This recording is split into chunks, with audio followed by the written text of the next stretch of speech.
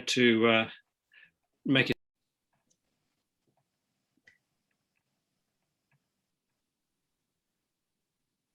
Hello and welcome everybody to Avid Reader Bookshop, to our Zoom room.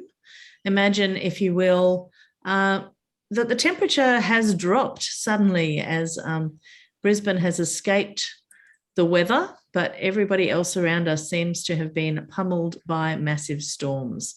So imagine that you're in a slightly chilly courtyard, shoulder to shoulder, as we used to be in the old days and as we are sometimes even now. But it's really great to still be able to run these events, particularly with Paul Barclay, now that he has escaped lovely Brisbane and has decided to leave us for lockdown Melbourne. Great choice, Paul. Fantastic choice. Okay, I'm going to start the event now. So welcome, everybody. I'd like to start by acknowledging the traditional owners of the land on which we meet in this area, the Yagara and the Turrbal people, and I would like to pay my respects to elders past, present and emerging, and to any elders who are here tonight. I'd also like to acknowledge that because this is Zoom, we are zooming out onto the lands of many different Aboriginal people, and I'd like to acknowledge the elders of the lands that you are coming to me from. So this always was, always will be Aboriginal land, and sovereignty was never ceded. So welcome tonight. We have a very special event which is being both recorded for our Zoom audience and live to our Zoom audience, but it's also being recorded for Radio National for Big Ideas, which is always a fantastic listen. So with us tonight, we have Paul Barclay, who will be taking over from me shortly. I'm just omitting some final stragglers, and also showing everybody where at the end of the event tonight, you can ask questions. And if you think of a question in the middle of the event, do type it into the chat function. And to show you where the chat function is, I'm putting a link to the book. So this is where you can purchase the book at Avid Reader. It's a sneaky little double handling. You can purchase the book there, but also that's where you put your chats in, and that's where you can ask questions. If you think of a question, just type it in, and hopefully we'll get to it at the end of the event tonight. Now, for the next hour, you will be in the hands of the wonderful Paul Barclay, who is a Walkley Award-winning journalist and broadcaster with an appetite for ideas and in-depth analysis and discussion. He used to be a regular fixture at Avid Reader Bookshop, and many of the programs that you will hear on the radio were actually recorded in our wonderful bookstore. And we do miss Paul Barclay very much now that he has moved to Melbourne. And we do hope that as soon as you guys very soon will be out of lockdown, we might be able to tempt you back up to the southern climes, Paul, to do a little bit more event work up here. So welcome, Paul Barclay. Thanks, Chrissy. Yeah, no, look forward to coming back up to Queensland again very much, I have to say. It's a pleasure to be with you on Zoom for this Avid Reader conversation, which, as Chrissy said, is being recorded for Big Ideas on Radio National. We have entered the Asian century. It's a claim we hear often enough, and it's hard to dispute in light of China's ascendancy and that of other Asian nations. But this rise of Asia and the attendant challenges and opportunities it poses has been accompanied by the global decline of America, a decline in power and influence and in moral leadership.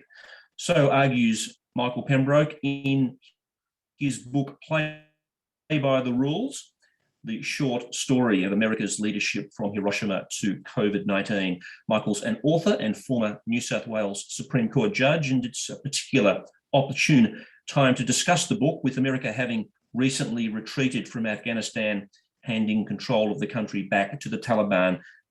It is also remarkably 20 years since the defining 9/11 attacks on America, which prompted the interventions in Afghanistan and Iraq. So I welcome Michael to this Avid Reader event. Welcome, Michael. Good evening, Paul. Thank you. So as I said, Michael, you're a former Supreme Court judge. How did you come to write a book about the decline of US global leadership? Well, um, in a way, I was itching to sort of stop being a judge. I'd had a long career as a barrister, 30 years, and then 10 years as a judge. But I had a life before that, which I thought was sending me in a different direction. So my father was an army officer in the days at the end of the colonial era. We travelled a lot between the UK and Australia on the old P&O liners. As a young man, I traversed the oceans from Tilbury to Sydney twice, climbed the Rock of Gibraltar, went through the Suez Canal. I remember running around the Grand Souk in Aden, now Yemen, looking for a Singer sewing machine for my mother. And I think I had bare feet. We lived in Singapore before Singapore had any tall buildings. It was just a colonial outpost, we had no glass in the house, no glass windows, just shutters, fans in every room. We had Chinese people, cooks and Amars and so forth, and a Malaysian man in the garden who swung a machete at everything that he thought was in the wrong place. I grew up with an affinity, I think, an affinity for Asia, for what is not just the Anglosphere, and I've always had a great interest in the diversity of human nature. But somehow the law gently tugged me away when I was a young man, and it then wrapped me in its bosom for a long time. And so I extricated myself. I'd always intended to. I'd started to write books at the end of my career as a barrister. The first book I wrote was about trees and poetry. And then I got more serious. And then I wrote the last couple of books. Play by the Rules was preceded by a book on Korea, which itself was motivated by my father's role there in 1951. That book was called Korea, Where the American Century Began. And I tried to explain how the US conduct of the Korean conflict made a bad situation worse, and how that conflict should have been over after 3 months when the North Koreans were pushed back to the 38th parallel. But the ambitions of President Truman and his Secretary of State, Dean Acheson, to undertake regime change in Pyongyang got in the way. And the result was 3 years of dreadful war and apocalyptic bombing and the wide-scale use of napalm, which most of us associate with Vietnam, but which really saw its use in a big way in Korea. So I'd begun to think that perhaps the United States had not been the force for good in the last 75 years that some of us would like to think. And so I then wrote this second book about its leadership role in the world. Yeah. But frankly, Paul, I'm looking forward to getting back to history, and that's where I am now. Yeah. It's an interesting time to be having this conversation after it was announced yesterday that the former US Secretary of State Colin Powell had died. I think we can agree that Powell had many admirable qualities, but his legacy will forever be tarnished by his advocacy for the Iraq War, advocacy, of course, based upon faulty intelligence, which he presented to the UN and which he would later admit was a blot on his record. In your book, you say the US-led invasion of Iraq in 2003 was the most significant of the post-Cold War interventions and marked the decline of the American century. Can you talk a bit about that for us? Well, there really was almost no justification for that invasion, Paul, and it's not good enough to say it was based on faulty intelligence. You only have to re-watch Colin Powell's presentation at the United Nations General Assembly and listen to what he said and to see what he was pointing to realize how paper thin it was. The United Nations Charter, which the United States was instrumental in bringing into existence in 1945, provides that there are only two grounds on which you can invade another country effectively. One is self-defense, and the other is if the invasion is authorized by the United Nations Security Council. The United States went through a process of trying to get UN Security Council authorization, but they knew they would never get it, and there was no proper justification for it. So I've tried to summarize in that section of the book the overwhelming body of legal opinion, international law legal opinion around the world, which stated that that invasion was inappropriate and never justified legally. It's a great shame that the Australian Prime Minister at the time was in Washington and got caught up in the movement at the time. The UN, of course, only allows for armed force against another country if it is as a form of self-defense or if it's authorized by the Security Council, and neither of those conditions was met before the US invaded Iraq or Afghanistan, actually. Precisely, and the argument for saying that self-defense was justified because of the presence of weapons of mass destruction was literally risible. It really could not withstand rational argument. In some ways, the Iraq invasion is a classic example of post-war American militarism. How disastrous was it for America? Well, it was the beginning of the loss of credibility that was sliding, began to slide from that time. So I think people began to think around the world that the proclivity of Washington to seek military solutions to political conflicts was not always, if not most of the time, the best solution. Imran Khan, for whom I have a lot of time, is constantly saying, the American way of military solutions is not the right way. It's not the Asian way, that's for certain. The Asian way is to seek accommodation. A military solution was perfectly appropriate in 1939. Germany invaded Poland and threatened to invade the rest of Europe. It was clearly a matter of self-defense, but there haven't been many occasions since then when a military solution to a political conflict was justifiable.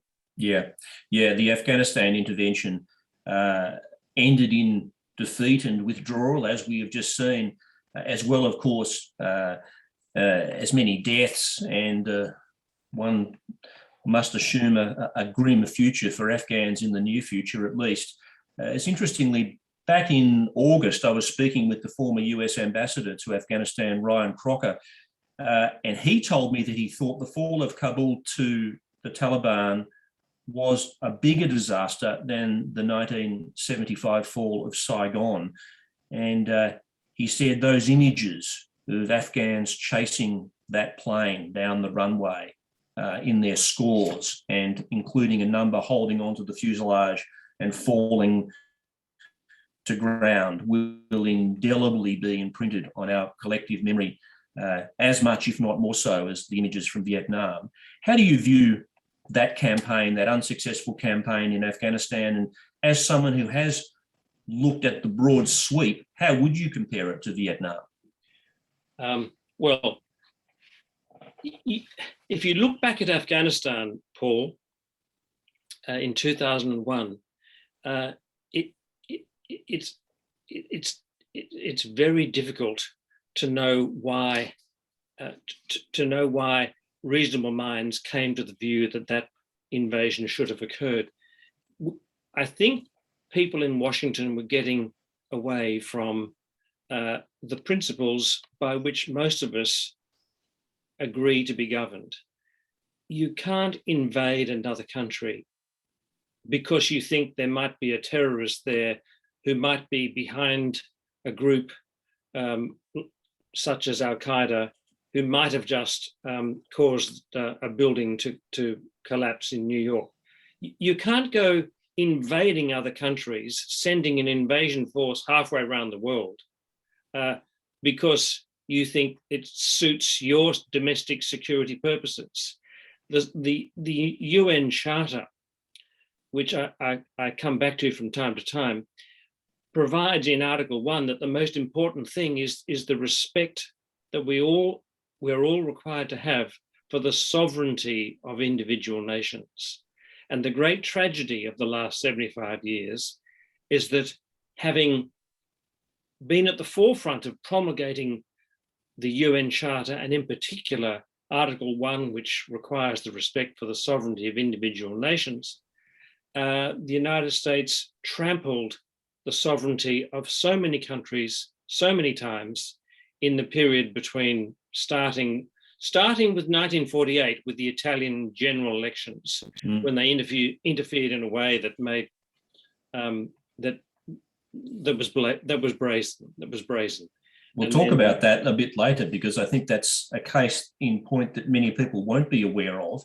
But I suppose the US would say that post 9/11, they were compelled to move into Iraq move into Afghanistan because it was harboring bin Laden and other terrorists who were perceived as both responsible for 9/11 and a continued threat to the US.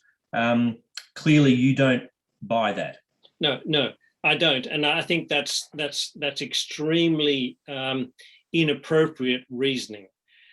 I accept that Afghanistan probably was harboring terrorists who were responsible for the 9/11 attacks, but that doesn't give you the right to move into another country against its will with an invasion force and go searching through that country, bombing that country, looking for the terrorists that you believe were responsible. Sovereignty is a crucial matter of respect for other countries. Poor old Afghanistan's been just trampled over for the last 20 years, and you're right. Whether it will recover is a difficult question. But those two campaigns, Iraq and Afghanistan, in the 20 years since the 11th of September, I mean, they too have, in their own way, shaped America. Are they now a weaker country as a result of their response to 9/11, would you say? Well, I think they are a weaker country because they've partly because they've lost credibility in the eyes of many of the citizens of this world, many other countries. They became consumed during those 20 years with a sort of cult of militarism. Spending was out of control on military matters. The idea of respecting other countries, being careful of civilians, seemed to diminish. I find it extremely disappointing that that campaign went on for so long, that there was so much bombing, that there were so many civilian casualties, including, of course, the tragic civilian bombing right at the end when President Biden decided to retaliate for the attacks around the airport. There was a drone strike on a completely innocent civilian vehicle with civilians inside it. Yes, and all of this, as well as the other interventions that you describe, you contrast to America as it was at the end of the Second World War, 1945, this period when their global leadership begins. But by dropping a nuclear bomb on two Japanese cities, they end the war, they emerge the great saviour of the world. But it's an era of leadership that results from two unprecedented military strikes, nuclear strikes. Is it unsurprising then that the US, that militarism seems to be the answer to its perceived threats down the track, given that that's how America became the kind of global leader in the middle of last century as a result of that victory militarily? It's not unsurprising, I suppose, but it's disappointing, and it's explicable because I've tried to explain in the book that the atomic bombs on Hiroshima and Nagasaki were, according to at least 6 of the 7 senior defense officers, Navy, Army, and Air Force, surrounding President Truman, not necessary to end the war. They all were of the view that Japan was on its knees. Now, the public don't know that. The American public didn't know that at the time. But the real reason for those atomic bombs was to demonstrate America's power to Soviet Russia. And that to me is shocking when I realized that, and when I came across that fact. Truman, of course, went to his death denying that was the reason, and he used to say that he saved the lives of 500,000 GIs. But by the exercise of that military power, America came to think that it could do almost anything with military power. And there seemed to be a way of thinking that was that if only we bomb them enough, they'll come round to our way of thinking. So in Japan, there was an attempted resolution of the war. All that was outstanding really was the Japanese desire to keep the emperor. President Truman wanted a complete capitulation and resorted to the atomic weapons for that purpose. By the way, there seemed to be nothing at all to justify the second one whatsoever, Nagasaki. The same thing happened a few years later, 5 or 6 years later, in Korea, because that conflict descended into negotiations after about 12 months, July 1951. And those negotiations went on for the next 3 years. And having been pushed back by the Chinese army entering the conflict, the Americans resorted to the same sort of excessive bombing campaign on the theory, and I think this was even said at the time, that if we bomb them enough, they will accept our terms. And there's nothing very cautious about about US bombing. I know they like to think that their bombing is super accurate, but even just a month ago in Afghanistan, in Kabul, we know it's not. Even when they're operating drones out of buildings in the Midwest, they're not accurate, and it's a shame to my way of thinking. Yes, one of the last places that I went to before the world shut down last year was Japan, and to Hiroshima, to the museum in Hiroshima. Wow, that's some experience, actually, to visit that place and to hear the Japanese side of the story, and to hear how those attacks, it wasn't just the gravity of the weapon, but it was the decision to bomb when they did and how they did to maximize casualties. That kind of makes you wonder whether or not US post-war leadership was morally compromised pretty much from the time those bombs were dropped. Yeah. But look, I won't stick with that because there's a whole lot of stuff to get through, and so a lot of it actually people won't know much about. For example, you write about how Roosevelt's choice to be vice president was actually a guy called Henry Wallace. He was overlooked by his party in favour of Harry Truman, who you've already described as the American president post-45 after Roosevelt dies.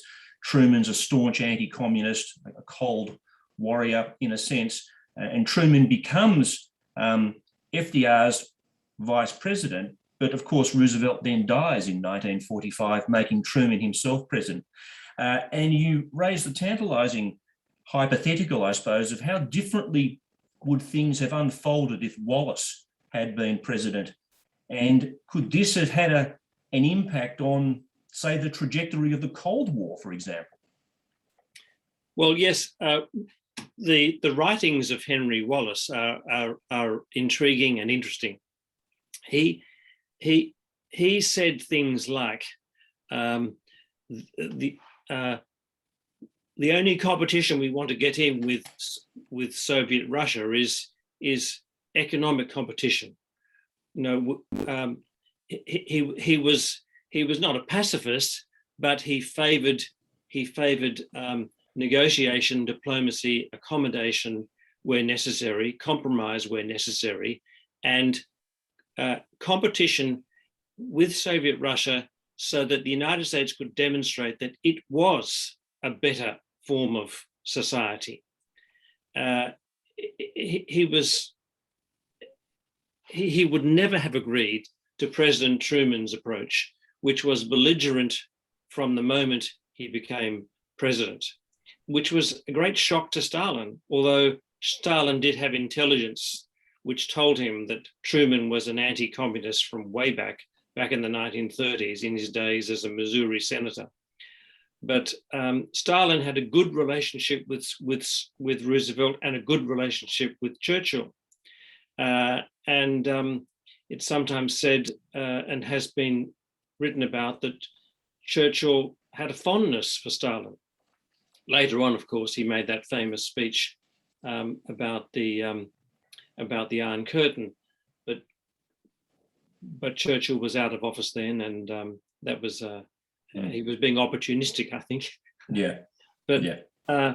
Look, the first time, as soon as Harry Truman became president, he decided that he would turn off the switch on the Lend-Lease project as soon as the war ended on the 8th of May. Within a day or two, he did that. That was incredibly important and disappointing to Soviet Russia because at the end of the war, the Soviet army had more Chevrolet Chevrolet trucks and vehicles, and there was some other brand of American truck and vehicle than anything else. The Soviets probably were instrumental in ending the war. They lost more men than any other country, but they couldn't have done it without the help in material and equipment from the United States. And there was a lot there which would have enabled them to cooperate. Stalin had a different approach to democracy and the governance of other countries, but people behind Truman, whom he didn't listen to, knew that and warned him of that and said, we have to accept that. It's a bit like the situation we now have with China. You know, they have a different way of thinking. Russia had a different way of thinking. We actually all have to live together and accommodate each other. We can't say that there's only one system that works and we won't accept the Chinese way or the Soviet Russian way until they buckle to our requirements. And that's my great concern about the current situation that seems to be evolving and which is being pushed so hard in Canberra. You know, I don't like it. It does not recognise the diversity of the political systems in this world, and it seems to presuppose that the Australian form, the American form, the British form of democracy is the only appropriate way. You know, I used to get disappointed when I heard Nikki Haley, who was President Trump's US ambassador to the UN, who used to constantly go to the UN and say about various countries or various regimes, they don't share our values. Well, of course they don't. I mean, the world is full of many different values. In fact, when you think about it, the population of the United States is 330 million people. The population of China is about 1.4 million people. The population of Asia is about 1.4 billion people. The population of Asia is about 4.5 billion people. The whole of Western Europe is about 200 million people, and the UK is about 68 million people. So there's a sort of Anglo-American centric view of the universe, which is skewed. And the more sort of well-traveled, worldly people we have in positions of power, the more we'll begin to have some hope of avoiding global conflict. One person who I think comes close to doing that is the Prime Minister of Singapore, the son of Lee Kuan Yew, who has been a force for moderation and has been at pains to say pointedly to Washington that the world is made up of many diverse political and cultural groups, and we all have to accommodate each other as best we can. And in East Asia, where Singapore is right at the center, there's no appetite whatsoever for a global conflict led by the United States with China over Taiwan, for example. There's just no appetite for it. For thousands of years, the Asians have been pragmatic. If there's a stronger force, they'll recognize that. If they can reach some accommodation which gives them something to take out of it, they'll do that. But then they're not inclined to do what Washington has been inclined to do, and that is to resort so quickly and so rapidly and so mindlessly to military solutions.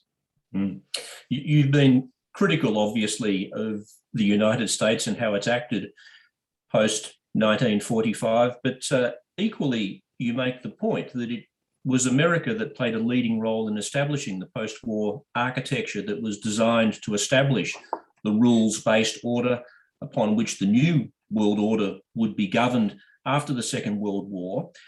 Tell us about the institutions and agreements that make up that order and America's role in putting that together and trying to create a better world after the Second World War. Well, this was Roosevelt's idea. He started on the idea of a United Nations as early as 1941. He secretly met Winston Churchill near Halifax, Nova Scotia, around about Christmas time, 41, I think it was. He went up there incognito on a yacht, and Churchill came across in a destroyer with an escort. It was very dangerous for Churchill to do that because the U-boats were all over the North Atlantic, and they had a critical meeting, which was the sort of foundation of the United Nations. Roosevelt didn't see it through because he died in April 1945, and the United Nations Charter was eventually agreed a few months later. The original membership of the United Nations was about 50 countries. I think it was precisely 50. And almost every one of them was at that stage an ally or general supporter of the United States. So Washington saw the UN, and Truman did too. At first, Truman was a proponent and enthusiastic about the United Nations.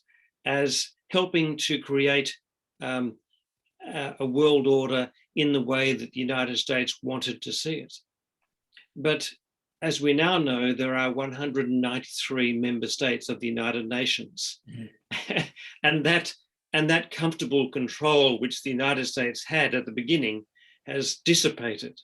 Mm-hmm. And so we see among conservative forces in the United States, and in fact, not limited to conservative forces, a disillusionment with the United Nations because it doesn't always do what Washington wants. Mm. But that's the system which through great foresight, great determination, great very much hard work was established, and it's the best way forward. You know, it's the best way forward. It provides a forum for countries with different views and different cultures and different civilizations and different regimes to get together. Yeah. And I've been to the United Nations, and I and had lunch up there once, and it's just wonderful to see, at least among the diplomats, a sort of camaraderie that doesn't exist between some of the politicians from the respective countries, because they get to know each other. The more you get to know someone on the other side, the more you can understand their point of view. And the great problem, and in sort of the modern American view of the world, is that they don't, and I want to put Blinken to one side because I think he does to some extent, but it hasn't been a healthy approach to try to understand the other side's point of view. There's too much demonizing of foreign countries, too much demonizing of Kim Il-sung or Kim Jong-un, for example, when, as we all know, or as we all should know, his great beef is about the presence of American bases in South Korea, which have remained there since World War II and won't go away, and which threaten the security of his country. There's too much demonizing of Iran, when we all should know and be aware that the original sin in Iran was the CIA-led coup, which toppled the democratic government of Mossadegh in 1953. And I could give you many other examples, and they're probably in the book. But well, let's go to the example of Italy, which you did touch on earlier. In 1948, the US, via the CIA, sought to undermine the Italian elections, the democratic Italian elections. Tell us about that. This was all to do with the fear of communism rearing its head in Italy. Yeah. Well, after World War II, there was a strong feeling among significant components of the European population, France, Germany, and a number of other countries, that after the devastation of that war, through which so many civilians had lived and been exposed, they never wanted to see that repeated again. They thought that a better solution, rather than having adversarial governments opposed to each other as they just witnessed for 6 years, a better solution might be a communist socialist approach.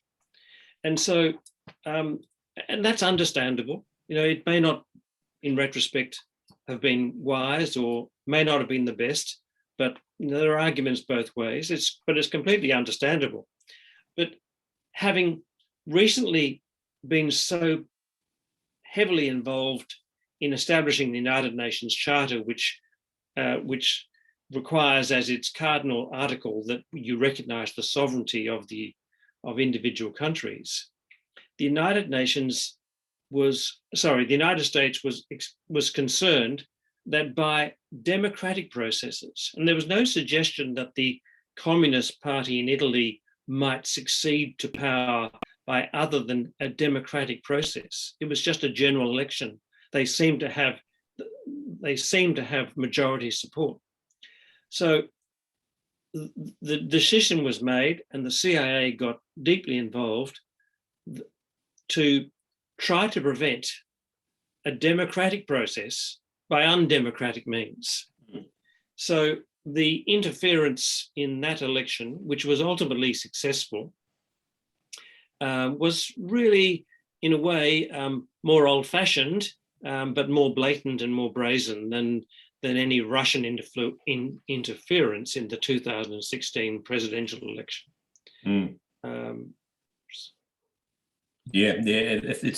It is a very interesting and not terribly well-known example. I mean, it's also the idea of US exceptionalism that emerges after 1945.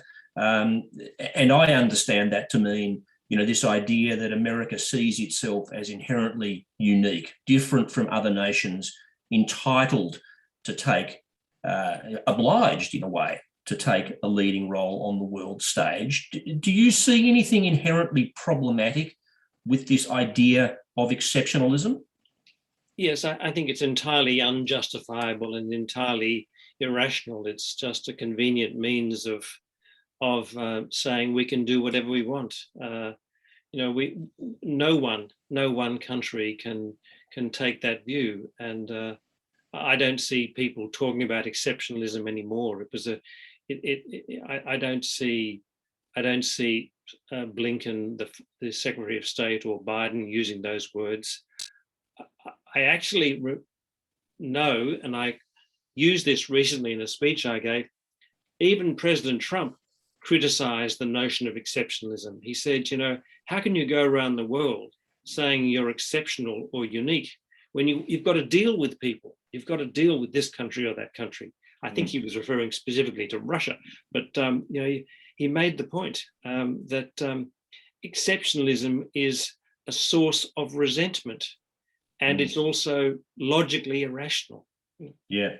I mean, there's also a question at the moment about whether or not America even wants to be a global leader anymore. I mean, clearly they are a more isolationist nation, as much under Biden, actually, as they were under Trump.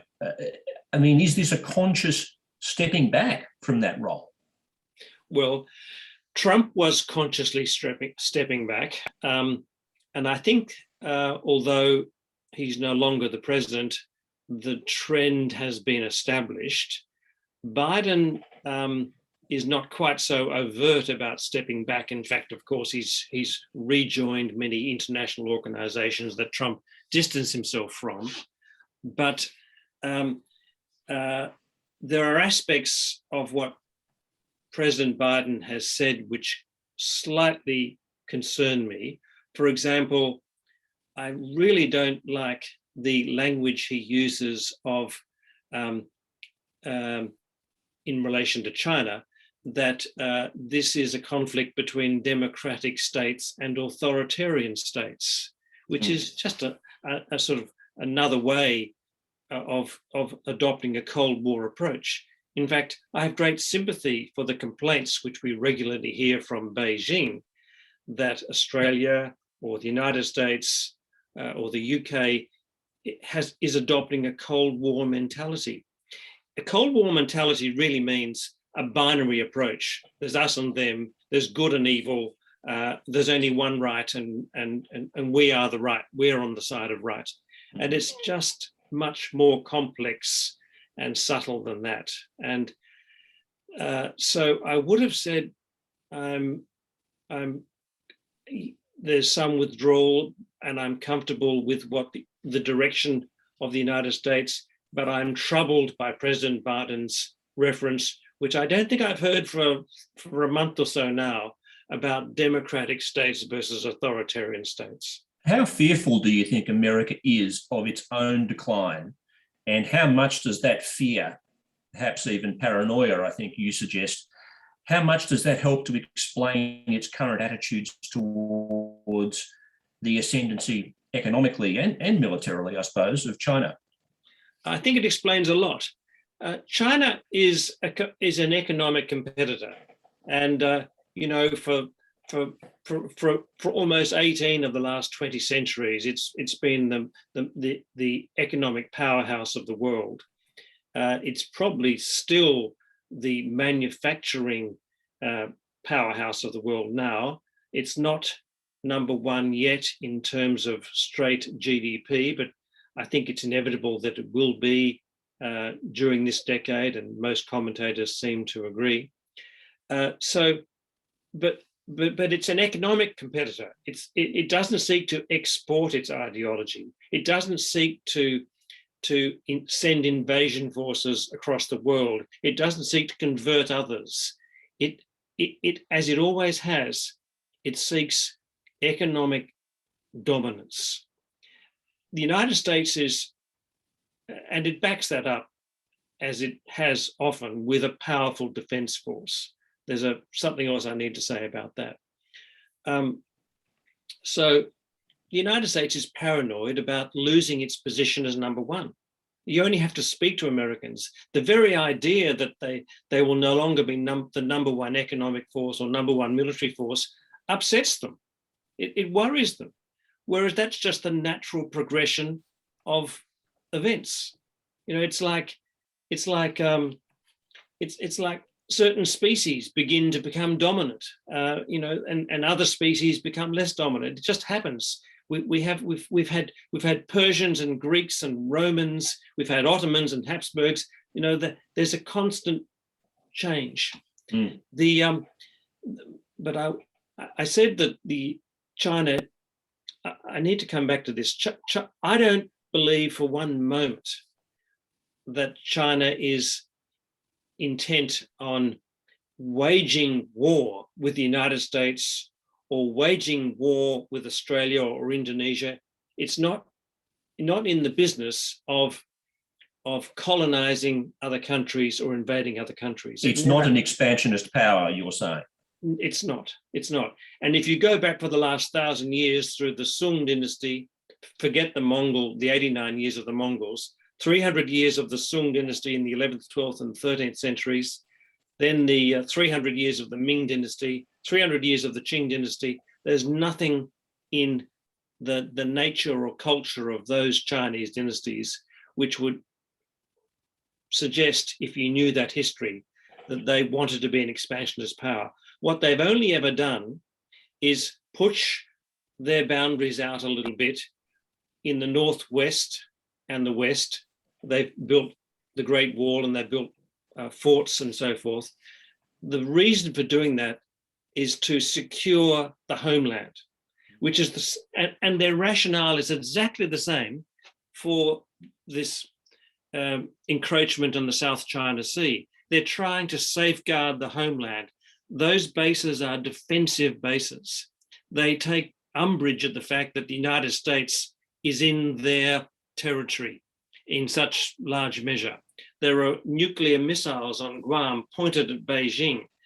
Okinawa is bristling with American forces, and so is South Korea. That's what the Chinese bases are. Now, I don't condone for one moment the flagrant breach of the law of the sea, which has occurred. But I think we all need to understand that those bases in the South China Sea are a means of China defending itself against the threat it perceives from the United States. Well, so much of not just Donald Trump's rhetoric, but so much of US foreign policy is explicitly based on countering the rise of China. But what impact is this having? I mean, is it benefiting America at all, this foreign policy stance, or in some respects, is it helping to drive the ascendancy of China? I suspect the latter. There's so much to be gained from accommodating China and dealing with it in a way where both sides can profit. It's a very Asian way of thinking. You know, as I think Xi uses the expression win-win situation frequently in his speeches. It's there for the taking.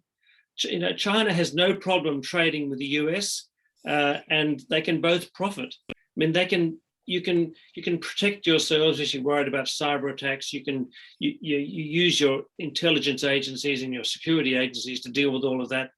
But you know, there's no reason to put up a great wall of belligerence and say, we can't deal with you. I'm thinking at the moment of an earlier conversation this year that I had with Clive Hamilton, whose work I'm sure you'll be aware of, critical of China. And it is true to say that China's rise has come at something of a cost. It is clearly an authoritarian regime with a bad, terrible human rights record. It summarily detains people. It suppresses free speech. We're seeing that in Hong Kong. It executes a vast number of people every year. There's the treatment of Tibet, obviously, and the Uyghurs. How much should we be cooperating and working with China as you're proposing, given this? And how much does that involve just holding your nose and turning a blind eye to it? Well, we didn't go to war with Germany because Hitler was persecuting the Jews. Moral issues are not grounds for going to war. We have all sorts of bodies and organizations which can do what they are best at to try to improve or correct or persuade China to adopt a different approach.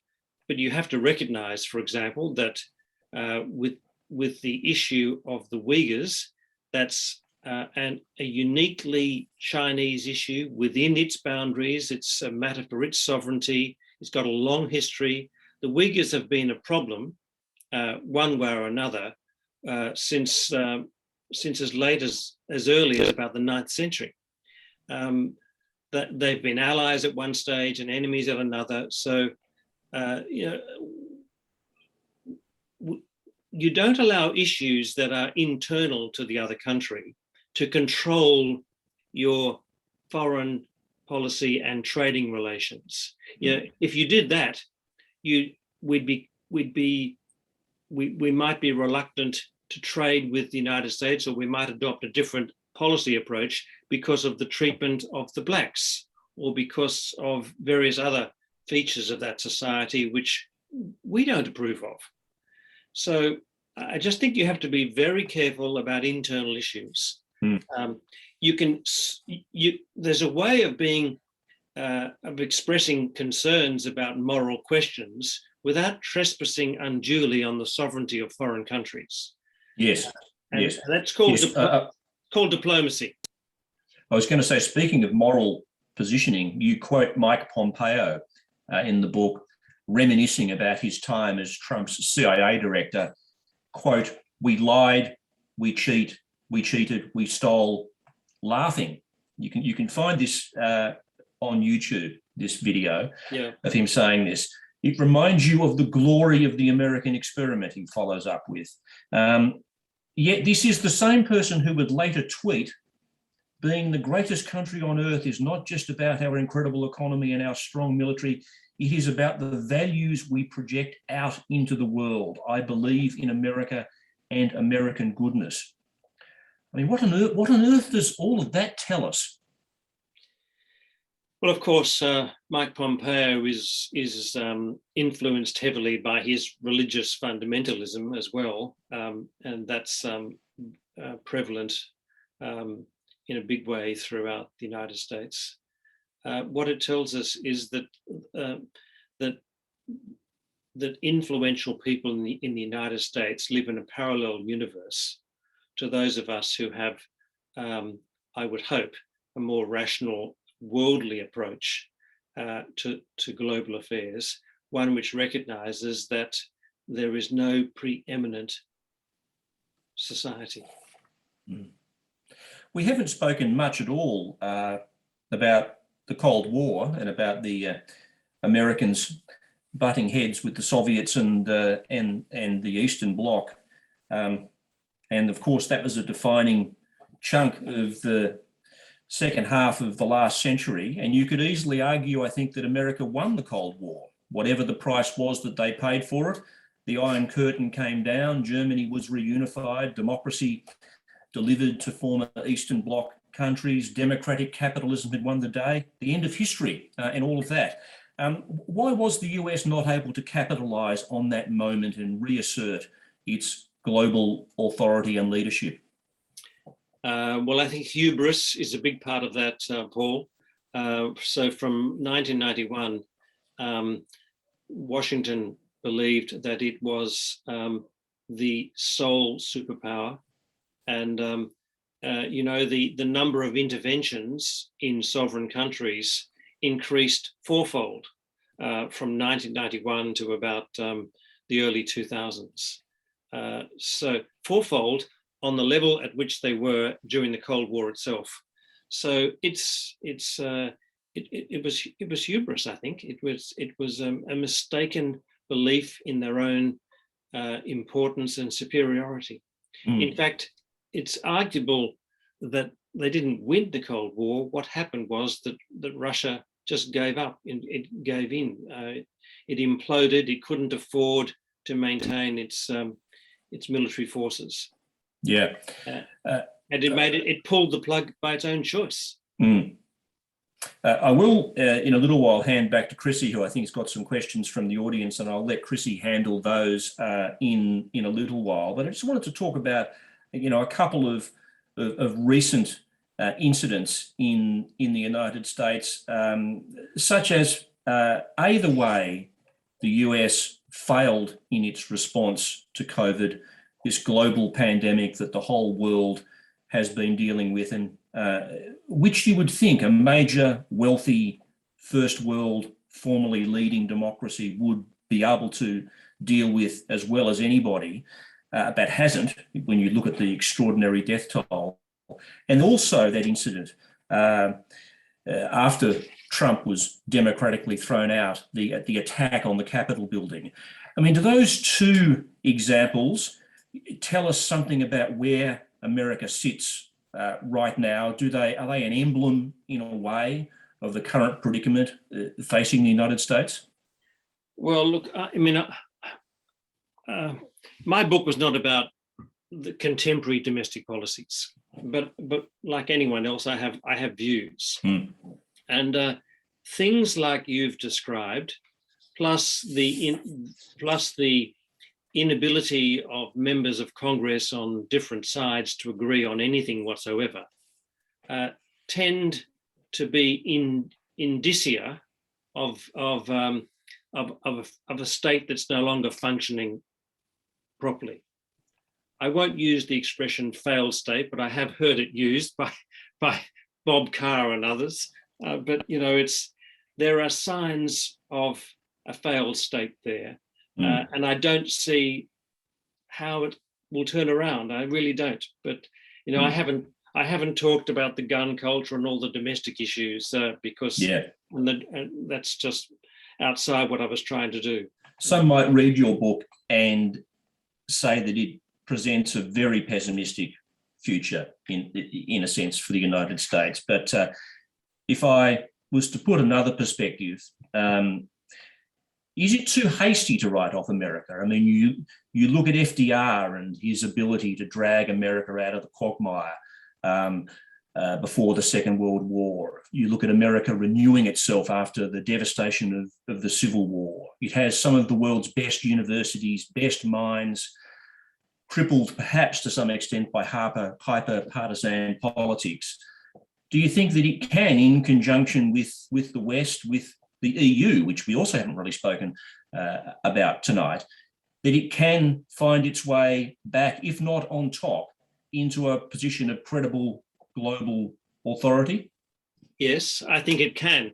And I think Emmanuel Macron, for example, probably thinks that too. And one of the reasons why he was so upset with the recent decision was that he was positioning himself as a moderating force in the Asia Pacific. He has the ear of Blinken and Biden. America will come back if it can scale back its hubris and its ambitions. If it can begin to recognize that it has to let others in and not adopt an exceptionalist approach to global affairs. And if it stops to demonize China, stops demonizing China, and begins to do what Macron said must happen, and that is to find a way to engage, then that will do an awful lot to restore credibility in the United States. I'm not suggesting that will change the domestic problems of culture and poverty and inequality, but in global affairs, if the United States just scales back, if it scales back, which it's doing in the Middle East, and adopts a more collaborative approach, then the whole world will be better off. And if it avoids conflict in East Asia, especially over Taiwan, which is really the only potential source of conflict, then the president who achieves that will perhaps be remembered rather kindly in history. And so just finally, where does all of this leave Australia, who fought side by side with America in these conflicts that we've spoken about earlier, Iraq, Afghanistan, Vietnam, and so forth? For a long time, we've been asking ourselves the question, we need to choose between our geography, our place in Asia, and our history, our relationship with America. And it would seem that we have really made a choice. And the latest announcement, AUKUS announcement, submarine announcement seems to underline that. We do seem to have chosen America over China. Is that a wise decision? Well, firstly, do you agree that that's the choice we've made? And if so, is it a wise decision? Yes, under this government, we seem to have made a choice, and I think it's the wrong choice. But it's been building up ever since John Howard was Prime Minister, ever since 2001. And even Julia Gillard, welcomed the US Marines into Darwin. I don't think it's the right approach. I don't like it. And I frankly think that Paul Keating, for all his colourful language, is actually right. We are part of Asia. Our future is Asia. The world's future is Asia. Asia is the biggest dynamic economic force in the world, taken as a whole. And we should be taking advantage of our geographic position, and we should be adopting a lot more diplomacy rather than just knee-jerk, just having a knee-jerk reaction and bouncing off everything that Washington says or does. I have great sympathy for Emmanuel Macron, and I understand his deep disappointment because he was trying to achieve a middle way, and Australia has just rejected that, and it did it rather rudely. And I get back to diplomacy, which was noticeably absent. Which really is a theme of your book, actually, the juxtaposition of diplomacy versus conflict and aggression. Michael, it's been great talking to you. I enjoyed the book very much. There's much food for thought in it, and a wonderful contextualising of a period of time beginning really at the end of the Second World War through to today.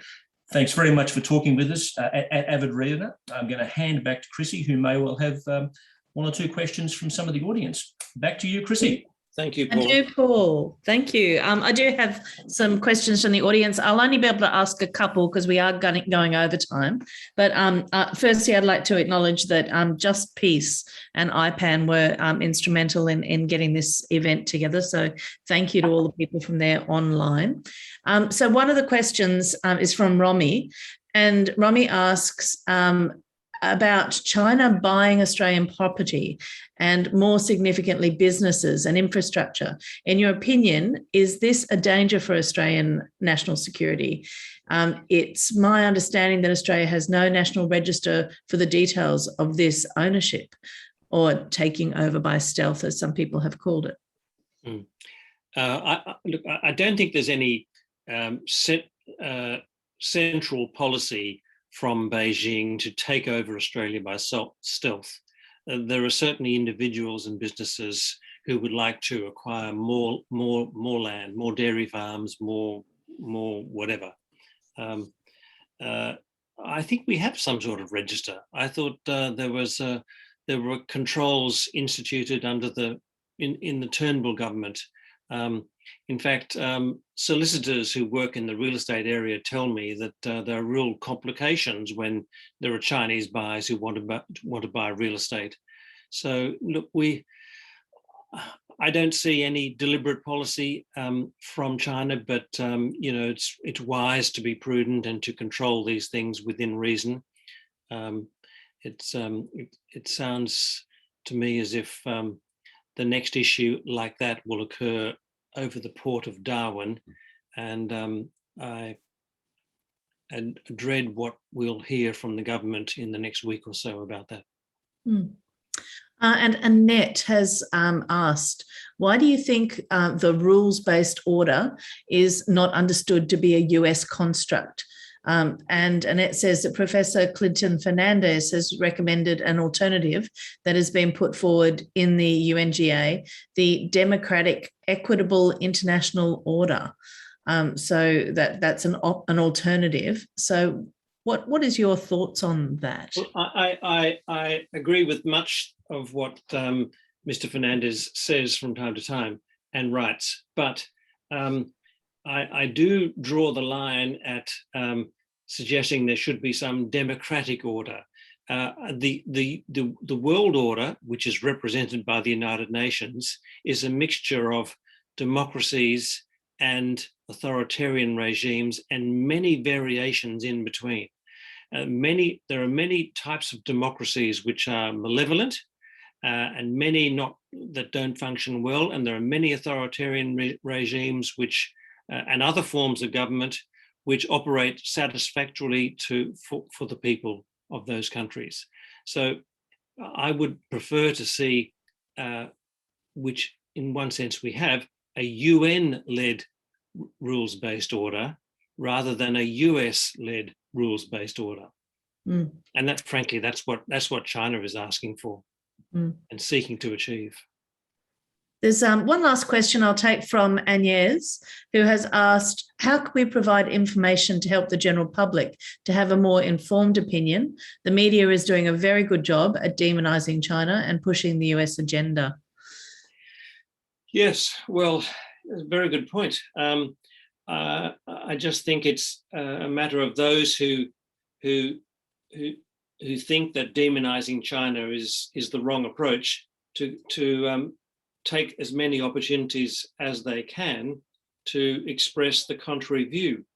I don't normally watch 60 Minutes on Channel 9, but I just happened to see yesterday a 60 Minutes program from about a month ago in which the compere Liz Hayes had a number of good speakers representing different sides of the equation.